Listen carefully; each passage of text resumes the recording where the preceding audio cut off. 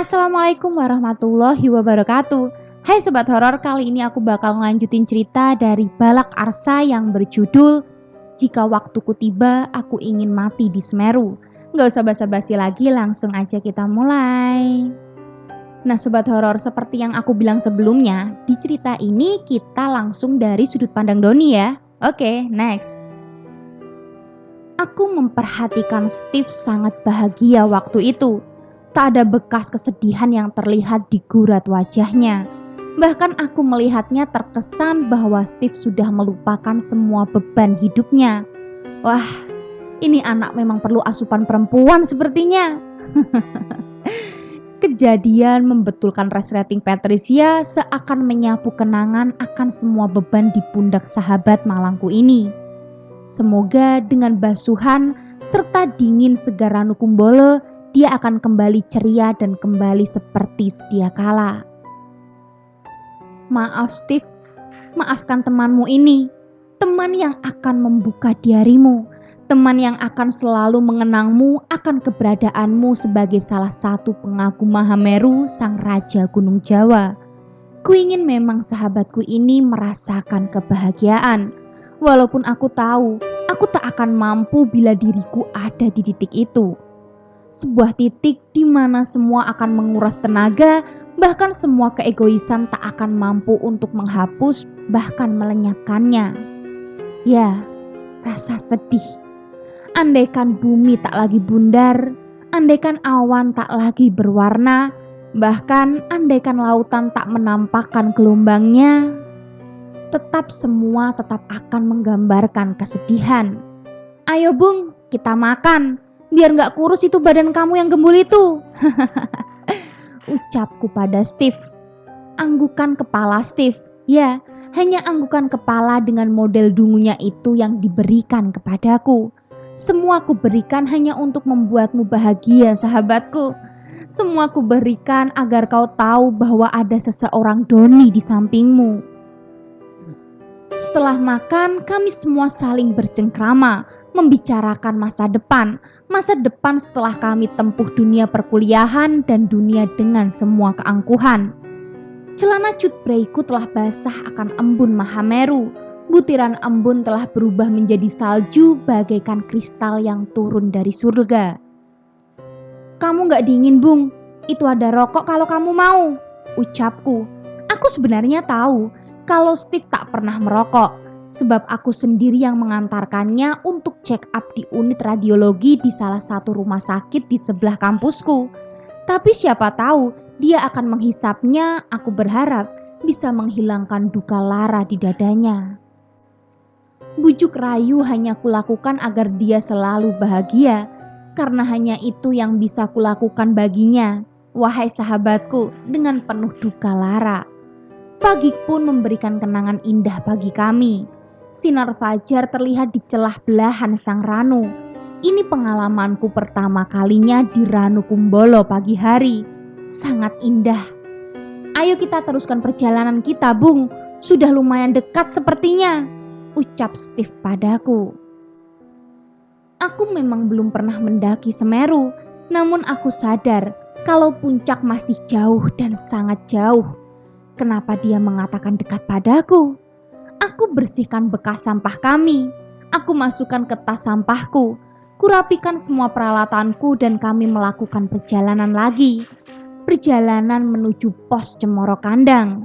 Yang ada tanjakan cintanya serta melewati oro-oro ombonya. Aku yang tetap berada di posisi tengah melangkahkan kakiku seraya memandang terus ke depan. Ada seruan kecil dari belakangku. Bung, jangan sampai kamu lihat ke belakang. Nanti kamu gak bisa punya pasangan sejati loh. Suara Steve yang masih seperti kemarin. Oke Bung, aku gak akan menoleh ke belakang.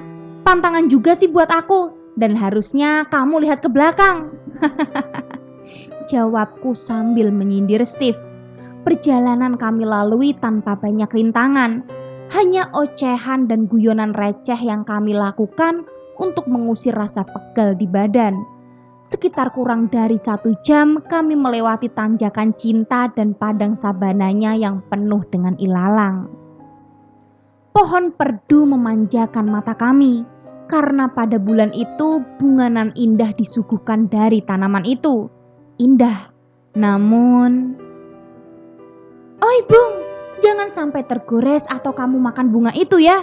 Bisa mampus kamu, teriak teman kami paling depan. Emang tumbuhan apa Mas? Kok aneh bisa mematikan begitu? Tanya Patricia. Loh, kamu belum tahu ya? Itu Verbena brasiliensis Mbak, ucap ketua rombongan kami dari depan. Kami memilih jalur bawah ketika berada di Cemoro Kandang dengan kecantikan bunga verbenanya. Pegal dan rasa sakit mulai terasa di jemari kakiku. Namun semua sudah terbayar separuh dengan keindahan bunga yang katanya mematikan itu. Siang hari kami sudah mulai menemukan pepohonan tinggi dengan trek jalan yang... Wah, amazing. Tertawa bila aku ingat kata itu. Karena kata itu tak setenar sekarang. Atau sekarang pun tak akan terkenal bila kata itu tak diviralkan oleh anak atau bahkan cucuku kini. Cemoro Kandang sangat membuatku terpesona akan setiap tiang pancang dari tinggi payung hutan. Ku ingin ku genggam tanganmu, wahai sahabatku. Kuingat lagu itu dinyanyikan oleh salah satu penyanyi itu yang terasa riang namun menyuguhkan kebimbangan. Kebimbangan akan kehilangan. Kehilangan sebuah persahabatan. Sudahlah. Akan kuukir ini sebagai suatu ketidakberdayaanku. Maafkan diriku sahabat.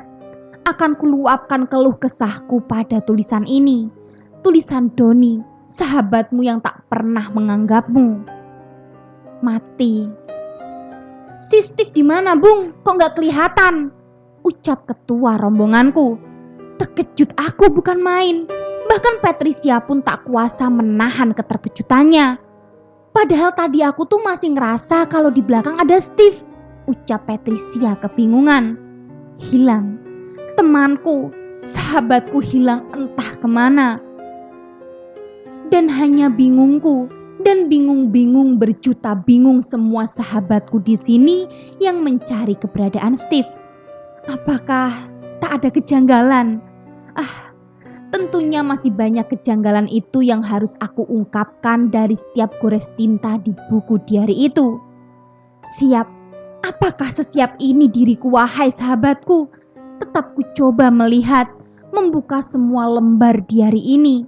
Kapan dan kenapa bukumu ini ada padaku wahai sahabatku?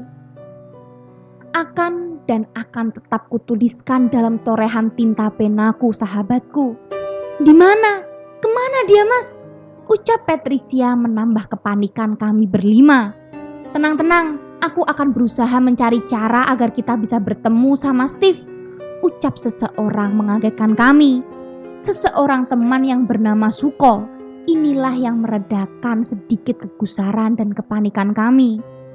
Tenang-tenang, saya akan berusaha mencari cara agar bisa bertemu dengan teman kalian Steve.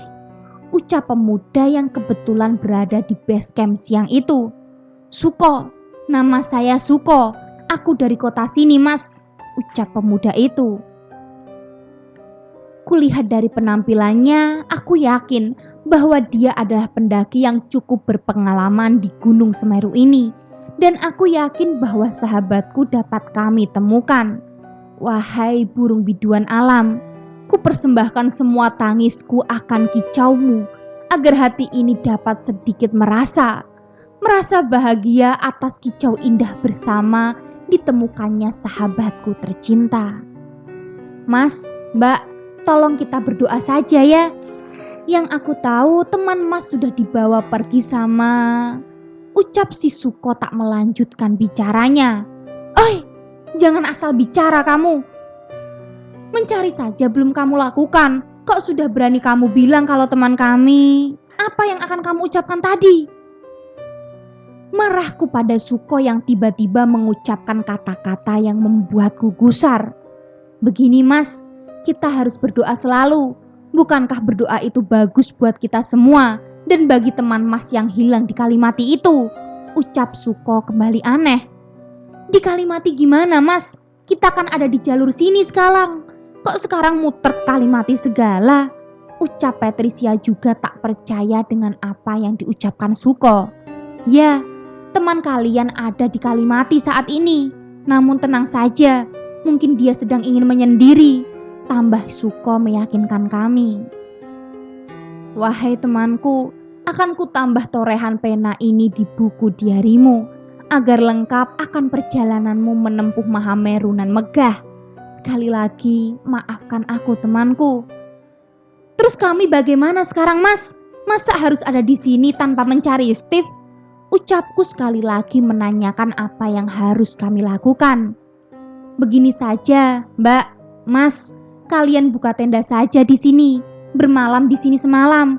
Kalian tidak perlu melanjutkan perjalanan ke atas sebelum temannya yang hilang ditemukan, ucap Suko padaku. Tak terasa siang cepat digantikan dengan malam. Dengan turunnya embun yang kian pekat akan rasa kelam. Kami mendirikan tenda di sini guna menuruti apa kata Suko. Suko adalah salah satu pecinta dan relawan dari kota ini, kota di mana Mahameru berada. Dia juga mapala di salah satu perguruan tinggi keguruan di kota Malang. Tentunya dia lebih paham akan jalur di Semeru ini. Kalau kalian ingin turun ke bawah, tolong jangan sendiri ya, harus bawa teman. Ya siapa tahu kalian pengen buang hajat atau yang lainnya, ucap Suko sekali lagi menambah teka-teki tentang dirinya. Mas, kamu ini manusia kan? Tanya Patricia. Mbaknya lucu ya, aku ini manusia mbak, aku ini pemuda dari desa X, kota X.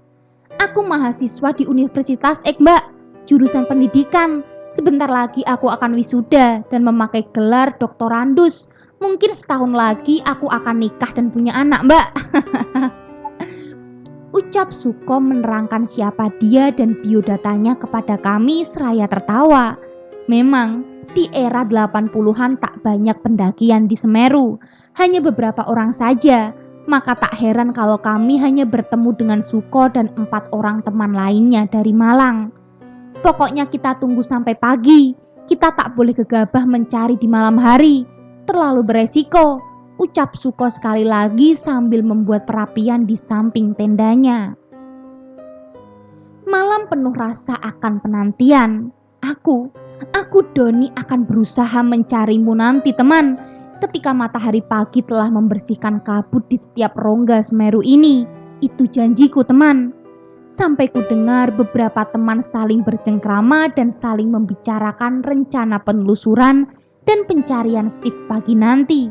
Namun aku tak sanggup untuk berkumpul dengan mereka. Hanya air mataku ini yang menemaniku sepanjang malam. Memang Mas sudah sering ya naik ke Semeru, ucap Patricia penuh cemas. Ya lumayan lah mbak, kalau liburan habis final biasanya kita kesini. Ucap Suko ku dengar di luar tenda dan diriku yang ada di dalamnya. Apakah banyak ya Bung yang tersesat di sini terus biasanya karena apa? Tanya temanku dari Bandung kepada dia. Ya, dia Suko. Sebenarnya Semeru tak semenakutkan yang kalian pikirkan. Di sini sama layaknya dengan gunung lainnya. Asalkan kalian mengikuti aturan yang sudah diberikan waktu pendaftaran di pos pertama, ucap Suko.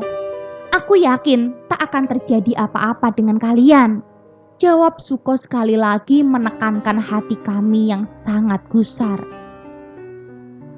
Pagi masih lama terasa kala itu. Sebagian teman sudah banyak yang tidur guna mempersiapkan tenaga untuk pencarian pagi esok.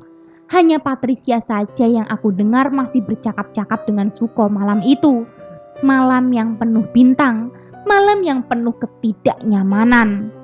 Di bawah itu apa ada namanya mas? Tanya Patricia pada Suko. Ya, di bawah adalah sumber manik. Biasanya kita menggunakan sebagai tempat buang hajat dan ya, kalau ada dan kalau keluar airnya dari sumber itu kita bisa ambil air dari situ, jawab Suko.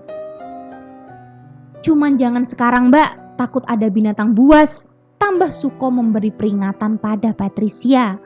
Malam semakin larut, namun mataku tak dapat kupejamkan. Aku si Doni, Si Raja Rimba cengeng umpat dari dalam hatiku pada diriku sendiri.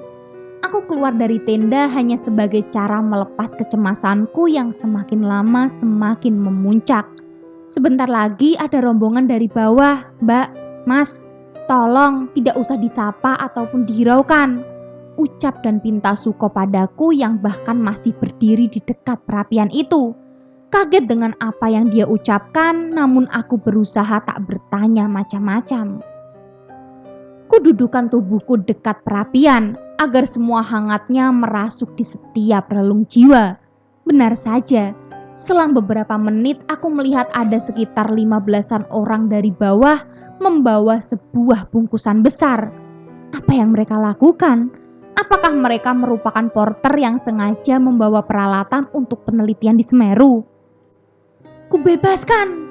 Ayo bebaskan dia!" Sekelompok orang menyerukan semua kata-kata yang tak aku mengerti. Suko mulai beranjak dari tempat duduknya, entah mau melakukan apa pemuda itu. "Diamlah, jangan sampai mengganggu teman-temanku," ucap Suko entah kepada siapa. Ditebasnya Edelweiss di sisi kanan kami yang tak ku tahu kenapa bisa tumbuh di sini. Bukannya bunga ini hanya tumbuh di ketinggian sana. Dibakarnya dupa yang wangi nan semerbak menyeruak di seluruh hutan Cemoro Kandang ini. Mencekam, udara mulai tak memberi timangan manis pada kami. Udara mulai meliukan hembusan melalui kami. Kencang dan lama-lama semakin kencang. Dari arah utara menuju puncak Semeru.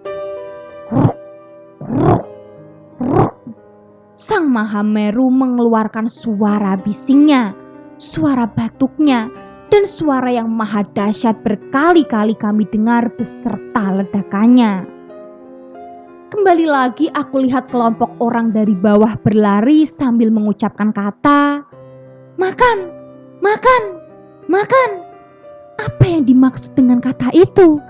Suko yang dari tadi santai dan sangat tenang, sekarang dia seperti ketakutan. Ketakutannya yang entah kenapa. Aku pun tak tahu akan apa yang ada di dalam benaknya. "Tolong panggilkan semuanya, suruh bangun dan berkumpul di sini. Ayo keluar semua dari tenda," ucap Suko sambil berteriak kencang menambah kepanikan aku, Patricia, dan semua orang yang kami kenal. "Apakah hanya ini? Apakah sudah keluar semua teman-teman kalian di tenda?" tanya Suko padaku. "Iya, sudah keluar semua," jawabku penuh cemas dan tanya. "Rong-rong asem, jayane menungso kang maha kuwasa, lemah tekane rupa, surya tekane nyawa, landhep jagat-jagate manungsa, aja landhep marang jagat demit sing gawa ala lan lara. Rapalanku rapalan donga, dongane anak saka bapa biyunge, Gusti Pangeran Maha Agung, agunge marang anakmu Suko lan sak kekancane. Aja ndemok, aja nguda, panganane sing kudu mbok pangan, untalan sing kudu mbok untal, cecepen sing kudu mbok cecep, mung aja sampe ngrusak-ngrusuk jabang bayiku tekan alam donya. Demit dadiya demit, manungsa tetepno menungsa." Badanku gemetar tatkala melihat Suko merapalkan mantra itu. Apakah dia benar-benar seorang mahasiswa yang katanya generasi akademik? Tapi kenapa dia bagikan sudah hafal di luar kepala setiap ucapan mantra itu? "Doni, kenapa kamu yang anak metropolitan begitu dangkalnya akan semua ini? Apakah aku harus menambah pengetahuanku sebagai seorang aktivis dan pecinta alam?" Dalam ketakutan dan kegentingan yang mencekam, kami semua orang di kelompok kami saling berpegangan tangan sambil terus berdoa agar keselamatan kami selalu dilindungi oleh Tuhan. "Sekarang kalian semua, apapun yang terjadi dan kalian lihat, tolong tetap diam dan jangan bergerak walaupun apapun yang terjadi," ucap Suko pada kami dan terus menatap tajam ke arah kami semua satu persatu, tak terkecuali Patricia yang gemetar ketakutan. Di kejauhan, kulihat temanku Steve dibopong oleh kelompok orang dari bawah itu. Temanku dibawa ke atas. "Woi, itu temanku, tolong bantu," ucapku dalam kekhawatiran, kebingungan, dan ketakutan. "Jangan, Jangan kau coba-coba lepas pegangan tanganmu, Mas. Tetap konsentrasi dan berdoa. Sanggah Suko seraya meneriakkan suaranya padaku. Takut. Aku sangat takut, bahkan untuk melepas pegangan tangan di antara kami saja aku tak berani.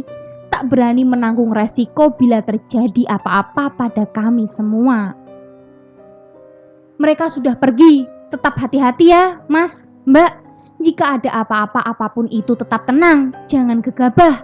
Ucap Suko menganjurkan kami tetap waspada. Itu tadi siapa, Mas? Tanya Patricia kebingungan. Tidak perlu tahu mereka siapa. Yang terpenting ayo kita cari teman kalian, Steve. Ya, Mas, Mbak. Jawab dan ajak Suko kepada kami semua. Kami melepaskan pegangan tangan kami. Kami berdoa sekuat dan sebisanya agar tetap berani dan tabah menghadapi keanehan penuh tanda tanya ini. Suko pun menyuruh kami mengikuti setiap langkahnya. Malam yang sangat berbeda, malam yang penuh kekhawatiran, malam yang penuh tanda tanya. Mencekam saat itu, sangat amat mencekam. Kami mencari, terus mencari. Kemanakah kau, sahabatku? Dimanakah kau, Steve? Benakku penuh tanya akan dimanakah keberadaanmu saat ini, sahabatku. Jalanan miring semakin mengecil di depan kami. Tapak-tapak manusia tak terlihat di bawahnya. Hanya tanaman perdu seakan mencegah kami melangkah. Benarkah kami harus melalui jalur ini? Lagi-lagi tanyaku yang tak sempat kuutarakan padanya. Ya, pada Suko, pemimpin dan pencari jejak di belantara Semeru ini. Lama, cukup lama. Sampai pada akhirnya, sesuatu yang bahkan tak berani kulihat, mengingatnya pun aku tak kuasa. Hanya di diarimu ini, kawan, aku lukiskan perasaanku yang kian mendalam. Rasa yang mendalam akan semua kesedihan dariku, Doni sahabatmu. Kulihat dengan tangisku dan jerit kami semua. Kau sudah tergantung di atasnya, kawan. Di atas kokohnya dahan batang pohon yang rindang. Sakit. Sangat sakit tampak di raut wajahmu, kawan. Sampai kakiku lemas tak berdaya menyaksikan kejadian itu, kawanku. Kenapa? Kenapa kau tega dan berani melakukan semuanya ini, kawan? Bukannya masih ada aku dan masih ada kami yang siap menghiburmu di kala sedih, menguatkanmu di kala lemah, dan menyertaimu di kala kau butuh akan semua hal yang kau citakan. Tenggorokanku pun tak mampu berteriak, kawanku. Jantungku seakan berhenti berdetak melihat keadaanmu. Semurah itukah kehidupan? Tangisku tak terbendung, ragaku layu melihatmu, kawanku. Aku hanya ingin melihatmu tertawa. Tapi kenapa? Kenapa kau suguhkan duka? Kenapa bisa ini terjadi? Ucap gagu Patricia dengan tangisnya. Patricia pun diam 1000 bahasa tak mampu bicara melihatmu, kawan. Oh Tuhan, tabahkanlah hatiku dan semua temanku. Siapa yang tak terguncang hatinya dengan apa yang kami saksikan ini, kawan? Siapa? Tubuhmu kaku tak bernyawa. Matamu itu menyaksikan kesakitan yang luar biasa. Tanganmu menggenggam bagaikan keinginan yang tak pernah dan tak kuasa kau dapat. Bahkan mulutmu itu tetap menjulurkan lidah yang kau buat merasakan nikmatnya makan soto kemarin, kawan. Kenapa? Sudahlah, ini sudah takdir dia, takdir temanmu itu. Mari kita turunkan. Ucap Suko pada kami. Ucap Suko yang melihat kami ketakutan dan penuh tangisan. Bukannya kita harus menunggu petugas evakuasi dulu? Biar kita tak dapat masalah, tanya teman satu fakultasku kala itu. Sesuatu yang tak berani aku lakukan akhirnya terlontar dari mulut Suko. Foto saja dengan kodakmu. Nanti foto itu yang bisa kita gunakan sebagai saksi bila sampai di pos bawah.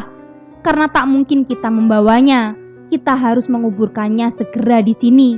Kasihan temanmu bila harus... Ucap Suko menganjurkan semua itu.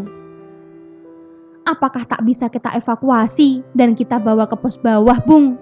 Tanyaku pada Suko dan teman-temannya. Bila meninggalnya karena kecelakaan wajar, kita wajib membawanya, Mas. Namun kalau seperti ini, apakah kalian tak kasihan dengannya? Mati karena gantung diri. Ucap Suko sekali lagi meyakinkan kami. Sudahlah, yang penting kita turunkan saja dulu. Ucap pintaku lagi. Siapapun seakan memamerkan kegelisahannya. Tak kuasa hati ini, tak mampu tangan ini. Maafkan aku, kawan. Diturunkanlah tubuh kawanku oleh sahabat kami, sahabat dalam keluh kesah kami. Hanya diriku dan Patricia yang memandang serta melihat proses penurunan jasad darimu, kawan. Ya, jasadmu yang kaku membiru, Steve. Wes, apa sudah kalian ambil gambarnya? Sekarang juga kita harus menguburkannya bersama-sama. Perintah Suko lagi. Surya tak terasa menukik di ufuk barat, bagaikan burung cahaya yang masuk ke dalam kawah candra di muka.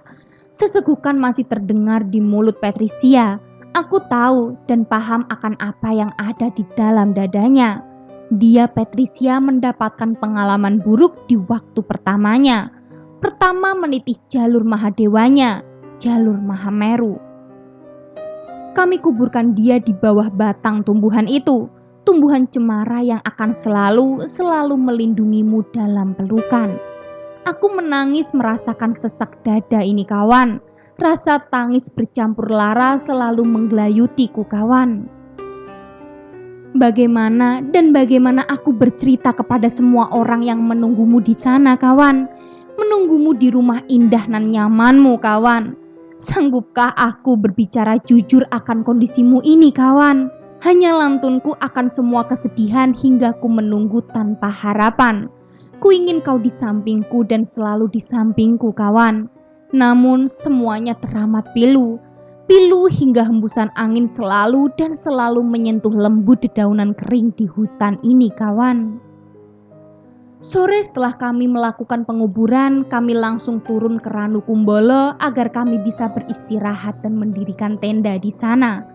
Perjalanan yang cukup singkat kami lakukan. Hanya sekitar kurang dari 2 jam kita sampai di Ranukumbolo itu. Kami mendirikan tenda. Kami membuat perapian.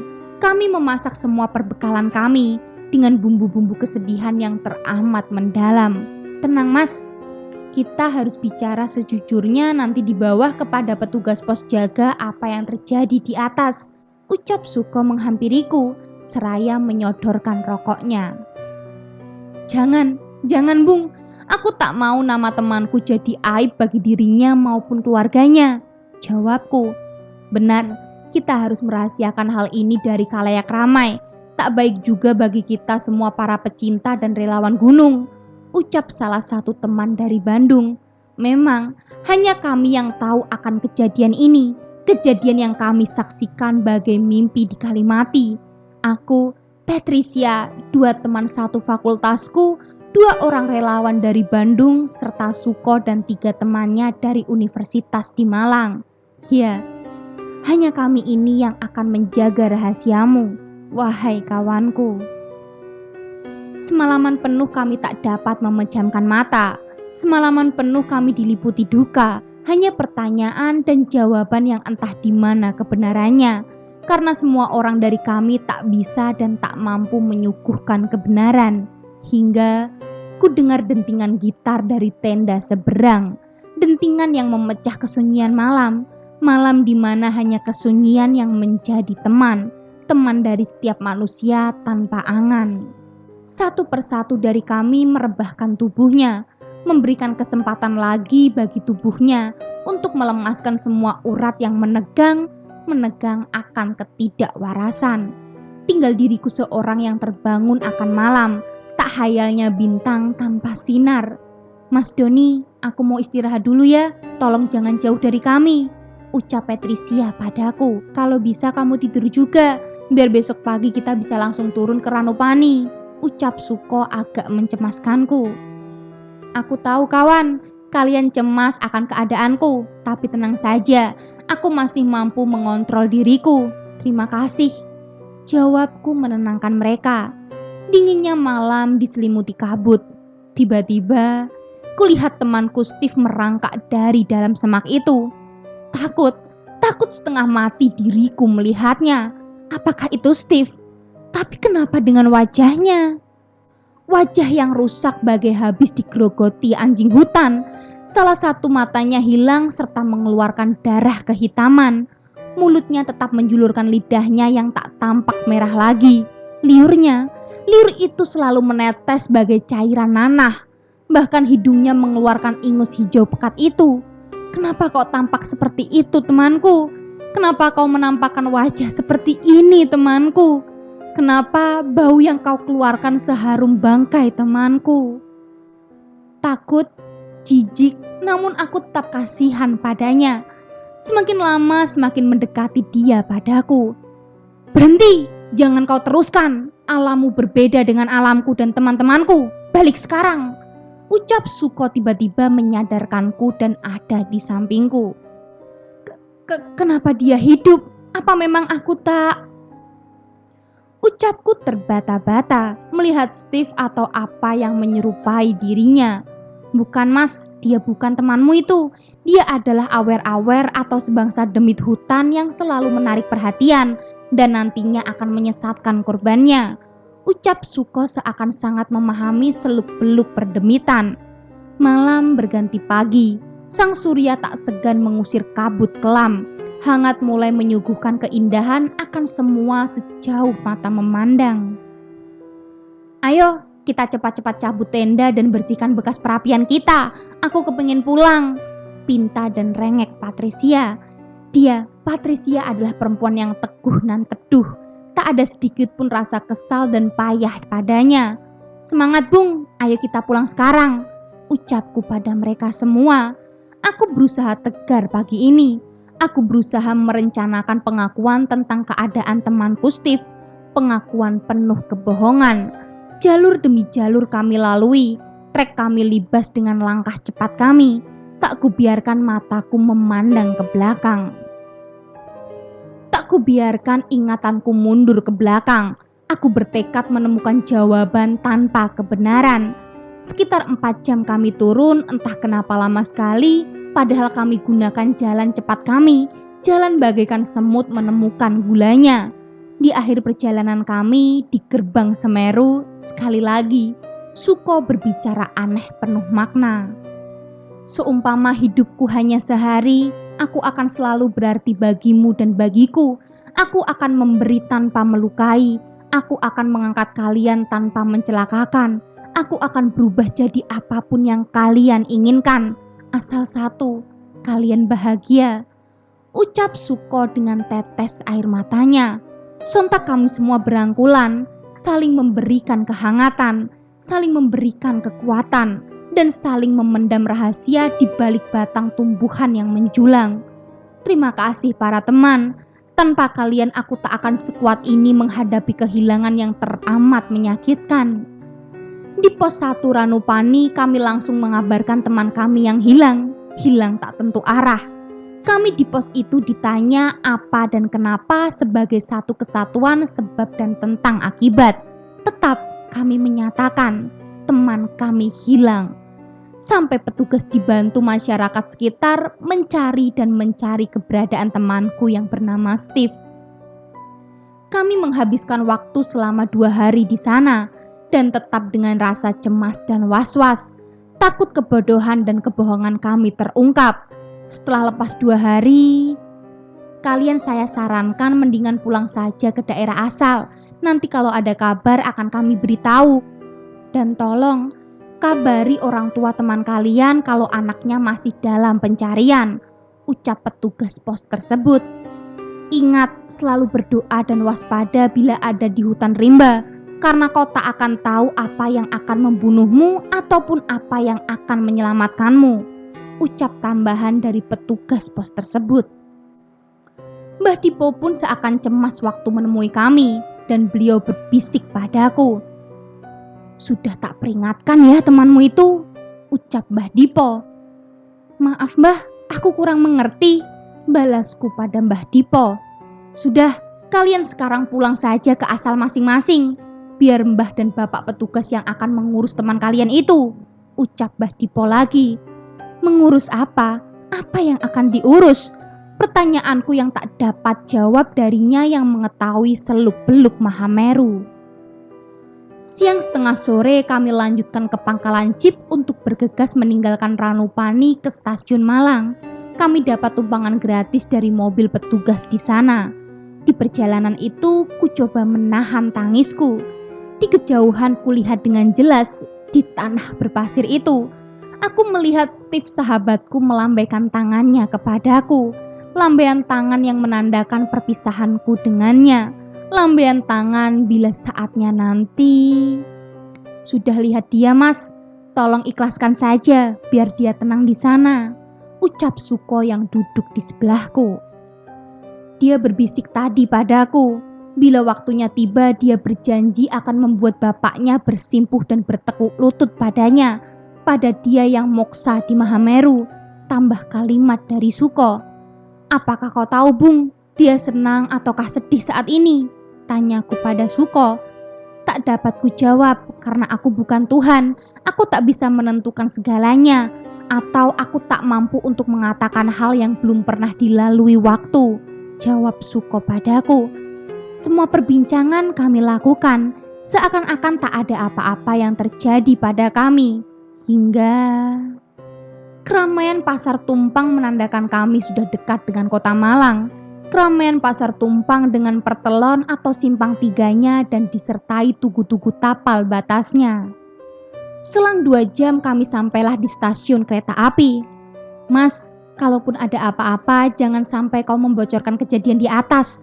Tetap jadi manusia yang benar-benar manusia, ucap Suko dalam perpisahan kami. Dan kami pun menaiki kereta malam itu. Aku Doni masih tak percaya sahabatku. Aku tak percaya kini harus pulang tanpa dirimu sahabatku. Ayo Mas, kita pulang, ucap Patricia. Masih kulihat menyeka air matanya. Sebelum masuk stasiun, kami mengantar Patricia, teman perempuan kami, naik angkutan dengan kode AG biru itu menuju terminal bus dan pulang ke kota Semarangnya. Mas, saya balik dulu, ucap Patricia. Iya, kamu hati-hati ya, ucapku. Tak banyak yang dikatakan Patricia. Yang kulihat guncangan hebat hatinya dan peluh yang masih menetes. Berusaha ia seka agar tidak mengalir. Aku masuk ke dalam stasiun. Masuk di antara ramai ocehan manusia dan aktivitasnya. Suara pedagang asongan dan pengamen jalanan seraya mengucapkan salam perpisahan. Hei Bung, mari kita berjalan ke dalam. Habis ini kereta kita datang, ucap salah satu temanku. Iya, mari Bung, jawabku singkat. Sesingkat nasib dan jalan singkat yang ditempuh Steve di Mahameru. Kenapa Steve? Kenapa kau lakukan ini padaku sahabatku? Sekuat tenaga aku menghiburmu sahabatku. Peluhku kembali menetes, seirama air Tuhan yang menetes membasahi jalanan. Air hujan pun seraya mengisyaratkan bahwa aku Doni merasa sangat kehilangan. Kuluapkan tangisan bersama hujan. Ayo Bung, kita pulang, ucap salah satu temanku, mengajakku memasuki peron. Kulewati sekumpulan orang hilir mudik dengan kesibukannya. Juru parkir bernyanyi lantang dengan suaranya, dan kernet angkot dengan mulut promotor manisnya. Suara lokomotif menyapu telinga kami. Suara itu mungkin mampu meredam telinga kami, tapi tidak dengan hati kami. Hati kami yang masih berkoar dan berteriak. Ya Tuhan, maafkan kebohonganku, maafkan ketidakjujuranku, maafkan ya Tuhan. Bung, ayo kita masuk kereta, ucap temanku. Iya, ayo pulang, jawabku masih sesegukan. Kami naik lokomotif tua itu. Ya, seperti katamu kemarin kawan, kotak besi yang bertarif ekonomi.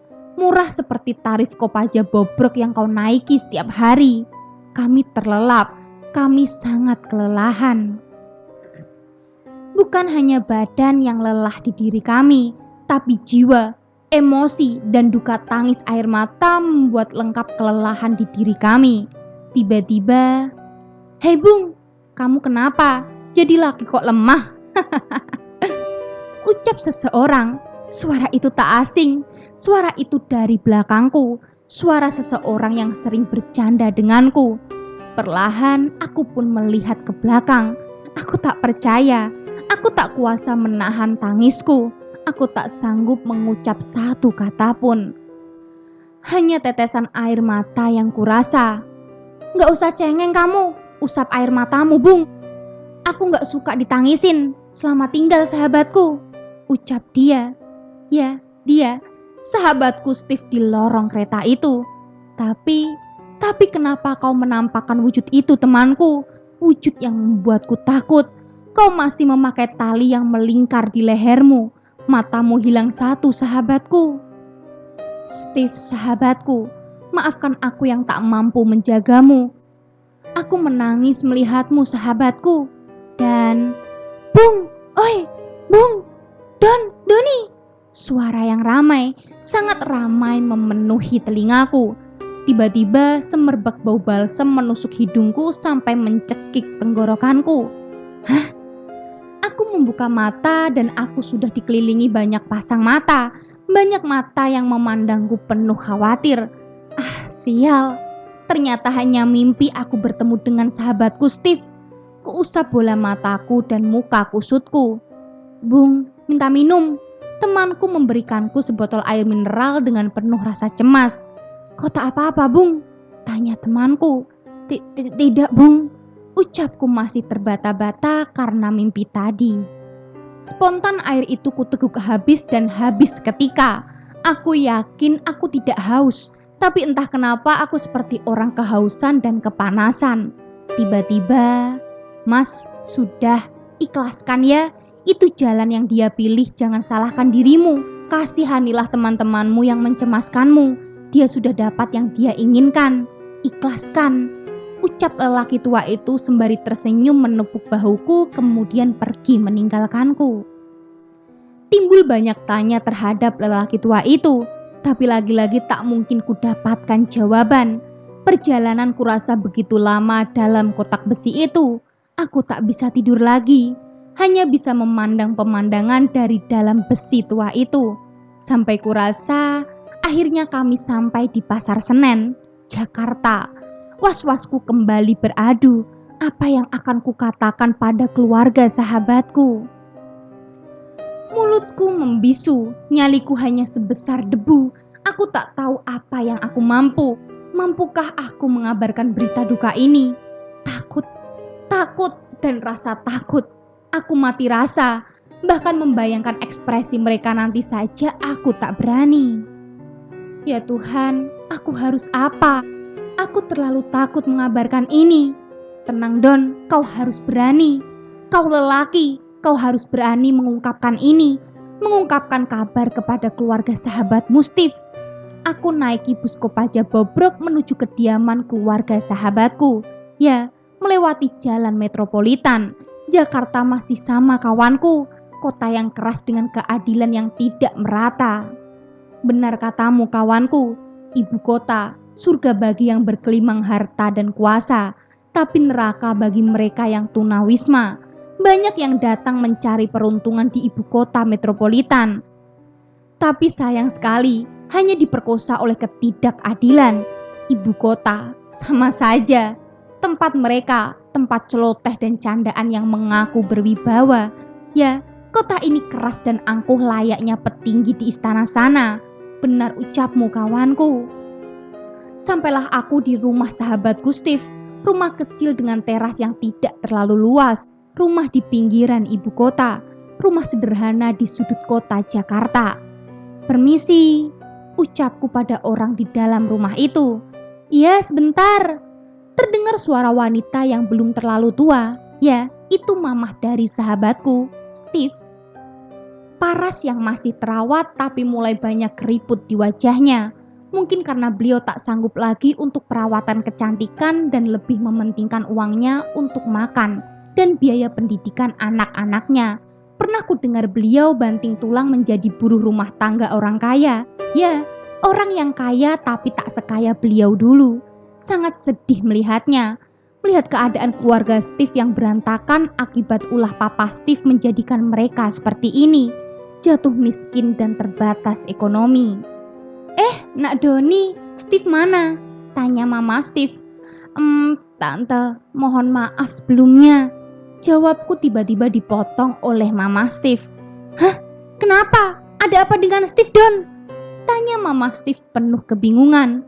Sebentar Tante, saya mau bicara soal Steve dulu. Ucapku pada ibunda sahabatku dan hanya dibalas anggukan kepala. Saya mau mengabarkan mengenai Steve, tapi saya mohon Tante harus tegar. Steve Tante, Steve hilang di Semeru. Ucapku lesu dan penuh bersalah pada Mama Steve. Hah? Kamu jangan bercanda, Don. Ucap Mama Steve terkejut dan lemas ketika. Iya Tante, kami dan para relawan di sana sudah menyisir serta mencari keberadaan Steve, tapi belum ketemu Tante. Ucapku dengan berat hati. Orang tua mana yang tidak sedih? Ibu mana yang tidak syok? Semua orang tua akan sedih dan terpukul jika menghadapi kabar seperti ini. Maafkan aku kawanku, membohongi ibu yang melahirkanmu tentang keadaanmu, tentang apa yang kau lakukan di Semeru. Steve! Steve! Teriak Mama Steve tak percaya dengan semua ini. Mama Steve lemas masuk ke dalam rumah. Seketika tangis pun pecah. Pecah mengisi seisi rumah. Lagi-lagi aku tak kuasa melihat kesedihan ini. Maafkan aku sahabatku. Tanpa pamit aku meninggalkan rumahmu sahabatmu. Langkahku goyah penuh resah. Langkah seseorang yang penuh kesedihan serta kehilangan. Sudah lama sahabatku. Sudah lama ku simpan rahasia ini di dalam brankas tua tanpa ada satupun manusia yang mengetahuinya. Maaf sahabatku, aku terpaksa membongkar setiap guratan tinta di harimu. Oh Steve sahabatku, maafkanlah Doni, maafkanlah sahabatmu ini. Aku masih merindukanmu sahabatku. Sampai kapanpun kau akan tetap abadi bersama kenangku. Kau akan tetap menjadi sahabat terbaikku. Dari sahabat yang selalu merindukanmu. Doni. Selesai. Gimana Sobat Horor? Mengharukan banget kan ceritanya? Jadi Sobat Horor, dari cerita ini kita dapat memetik pelajaran. Seterpuruk apapun kamu atau seberat apapun masalahmu, jangan sampai kamu terlalu berputus asa dan hargailah kehidupan. Kalau gitu tunggu kelanjutan cerita-cerita menarik lainnya dan jangan lupa nyalakan lonceng notifikasinya. Bye!